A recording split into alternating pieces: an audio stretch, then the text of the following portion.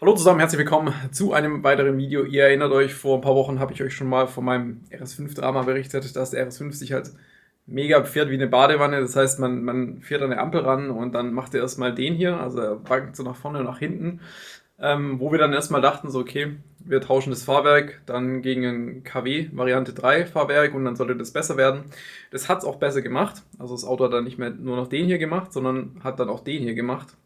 Und das ist halt einfach ultra strange. Und da geht es jetzt gleich so ein bisschen weiter. Und dann noch so eine kleine, ich sag mal, Neuigkeit oder Änderung zu meinem YouTube-Kanal aus Transparenzgründen. Also ich mache das jetzt einfach aus eigenem Interesse, weil ich das eigentlich euch gegenüber ganz fair finde. Ich werde jetzt in Zukunft bei jedem Video, also von diesem Video ab, einfach in der Beschreibung ganz unten reinschreiben, welcher Inhalt von diesem Video bezahlt wurde und was nicht. Also wenn jetzt zum Beispiel in diesem Video eine Pre-Roll drin ist, dann steht da drin, die Pre-Roll wurde bezahlt. Und wenn dann ein Sample von Asus geschickt wurde, dann steht dran, das ist ein Sample von Asus. Einfach nur, damit es ein bisschen Transparenz da reinbringt. Also es ist keine Vorschrift, die ich machen müsste oder sowas. Es ist einfach nur, dass ihr besser nachvollziehen könnt, was es bezahlt und was es nicht bezahlt. Ja.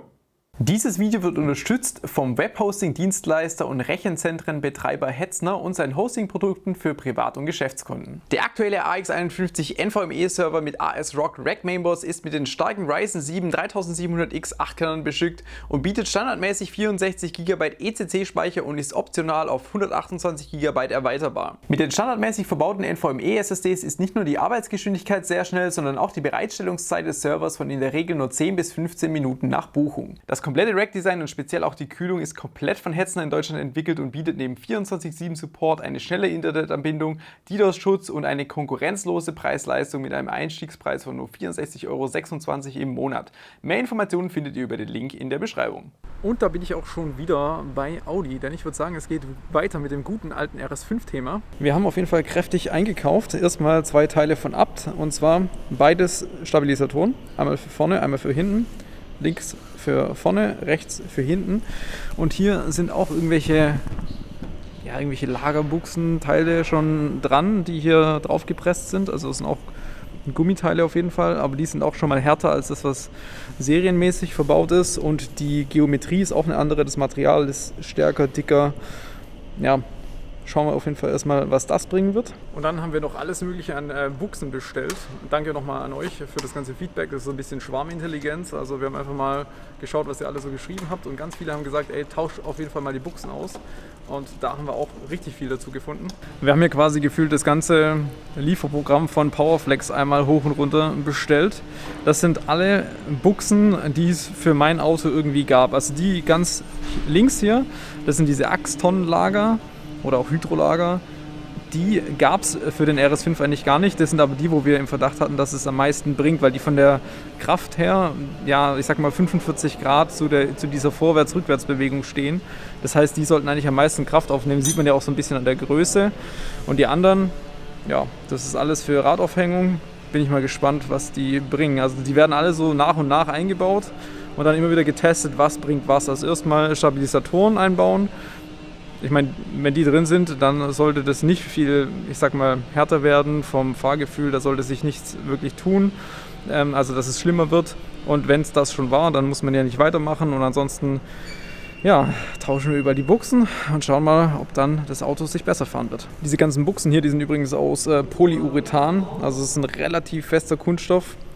Also eben deutlich fester als das, was man normalerweise verbaut hat. Normalerweise ist ja wirklich so ein Gummi, der sich stärker verformen lässt, deswegen... Ja, es ist besser als ein Metalllager, also ein komplett festes Teil, aber sollte schon einiges an Stabilität bringen. So, den RS5 jetzt abgegeben und da der Winterfelgen hat und mein Ersatzwagen nicht, kommen die jetzt erstmal auf den Ersatzwagen drauf. So, weiter geht's mit dem guten RS5-Thema. Ihr seht, er steht da. Die Umbauten sind ja alle noch gemacht. Das Einzige, was anders ist, sind die Felgen, wie ihr sehen könnt. Das sind nicht die Abfelgen, die vorher drauf waren, sondern das sind gerade Sommerräder von einem RS4. Weil den RS4 werde ich jetzt als Ersatzwagen erstmal bekommen. Damals hatte ich auch überlegt, ob ich mir vielleicht auch einen RS4 nehme, bevor ich den RS5 gekauft habe. Das ist echt ein mega schönes Auto. Und der hat jetzt meine Winterreifen drauf. Und dann kann ich mit dem gleich wieder losdüsen, während die an meinem RS5 weiterwerkeln. So. Es ist mittlerweile ein Tag weiter. Audi hat mich gerade angerufen. weil die Stabilisatoren jetzt verbaut sind. Also vorne hinten Stabilisatoren, die ganzen Buchsen sind noch nicht gemacht. Und ich fahre jetzt einfach mal kurz vorbei, schau mal, ob das irgendeine Verbesserung gebracht hat. Ich bin ja den RS4 jetzt schon ein bisschen gefahren, also gestern den Weg nach Hause, einkaufen und sowas. Und der RS4 fährt sich genauso kacke wie der RS5, beziehungsweise sogar noch ein bisschen schlimmer, ich glaube, weil da eben noch das Standardfahrwerk drin ist. Und dementsprechend ist eben der RS4 noch auf dem schlechten Niveau, wo der RS5 vorher war. Und zwischenzeitlich haben auch viele mir gesagt, ey, könnte auch ein Problem von den Bremsen sein. Und ja, der RS4 hat die Audi Keramikbremsen, das heißt, das ist auch nochmal was ganz anderes, was meine ja nicht hat. Meine hat ja nur die Stahlbremsanlage und dementsprechend kann ich das eigentlich als Fehler ausschließen. Aber diese Karre wackelt genauso komisch nach vorne, nach hinten. Und auf jeden Fall schon mal sorry irgendwie dafür, dass dieses Video so, ich sag mal, krass autolastig ist, aber es ist eben ein Thema, was mich aktuell viel beschäftigt. Könnt mir auf jeden Fall schon mal Feedback dalassen, ob das okay ist, wenn ich das so in meine Videos mit einbaue oder ob ihr sagt, ey, hör endlich auf, ich will nichts mehr von dem Auto sehen. Also, alles klar, los geht's. Wie ihr sehen könnt, RS5 fährt jetzt gerade hoch. Wir schauen uns jetzt mal kurz die Stabilisatoren an, die jetzt unten verbaut sind und dann seht ihr auch die Position, wo die Buchsen später verbaut werden. Dann ist es vielleicht ein bisschen einfacher zu verstehen, wo die Problematik vielleicht sein könnte und dann fahren wir den gleich noch und checken mal, ob es jetzt besser geworden ist. So, hier sehen wir jetzt erstmal den ersten Stabilisator, der geht hier rüber. Und dann eben zum anderen Rad. Das ist erstmal dieses auffällig glänzende Teil, also das hier. Das ist jetzt erstmal neu hier vorne. Und was wir auch noch im Verdacht haben quasi, ist dieses Ding hier. Weil für mich rein logisch, wenn sich das Rad so bewegt, dann wird die Kraft ja von dem Arm hier aufgenommen und dann hier hingefördert. Also zumindest mal im 45-Grad-Winkel nimmt es dann ein bisschen Kraft auf. Alle anderen Teile haben für mich nicht so wirklich Sinn ergeben, die da irgendwas machen. Das heißt, ja, ich weiß jetzt noch nicht, ob es jetzt besser geworden ist oder nicht, das werden wir gleich sehen, aber falls nicht, wäre das der nächste Ansatzpunkt, das zu testen. Und dann haben wir ja hinten auch noch den anderen Abt-Stabilisator, der eben von links nach rechts geht. Ja, schauen wir mal, ob sich das jetzt verbessert hat. Okay, wir schauen uns das jetzt nochmal an. Aus meiner Sicht, ich bin es gerade schon mal gefahren, ist es immer noch genauso beschissen. Versucht die Kamera mal ein bisschen fester zu halten, dass ihr das seht. Was ist das wirklich? Das ist nicht normal, das kann mir keiner erzählen. Und wenn das normal ist, dann weiß ich nicht, was Audi tut. Also man sieht es auch hinten ganz krass, wie einfach das Auto so richtig nachwackelt. Mich würde es mal interessieren, was jemand wie Daniel Abt oder sowas dazu sagt, ob das normal ist, weil gefühlt der RS4, den ich hier habe, der macht das genauso. Ja, okay. Dann werden es wohl die Buchsen werden. So, ich bin zwischendurch mal wieder bei Case King und dieses System sollte euch auf jeden Fall bekannt vorkommen. Also zumindest mal in dem Status, wie es vorher war. Wahrscheinlich erkennt ihr das hier wieder. In einem Video, ich glaube vor 2 oder 3 Wochen, haben wir das so halb im Bau gezeigt. Da war die Rückplatte hier noch aus Pappe. Jetzt mittlerweile ist das System fertig. Es sieht auf jeden Fall mega, mega schön aus. Also O11 Dynamic Mini als Case. Und dann haben wir Z490 Mini ETX Board drin mit einem 10.900K, der läuft bei 5.1. Wir haben ein 4000 MHz RAM-Kit drauf, 32 GB, eine 3090 wassergekühlt. Alles mit diesen schönen schwarz-matten Corsair-Tubes, wie wir das in meinem eigenen Bild auch letzt hatten. Und dann hier die verchromten Anschlüsse dazu, die Lian Li-Lüfter. Ja, unten ein dicker Corsair-Radiator, oben ein dünner Corsair-Radiator. Auf jeden Fall mega, mega schön geworden, das System. Also es gibt ja quasi so der Bauer-branded PCs bei Case King und das wird dann einer davon, den es dann demnächst im Shop zu kaufen gibt. Auf jeden Fall wunderschönes System geworden. Und hier haben wir auch schon das nächste System, was gerade im Bau ist. Da ist auch wieder eine 3090 drin, diesmal aber AMD als Plattform, 559X. Rechts kann ein bisschen schwierig sehen. Da sind diese T-Force Team Group Sticks, die wir auch letzt bei mir in einem Video hatten, drin. Hier mit 4400 MHz, also war Kundenwunsch.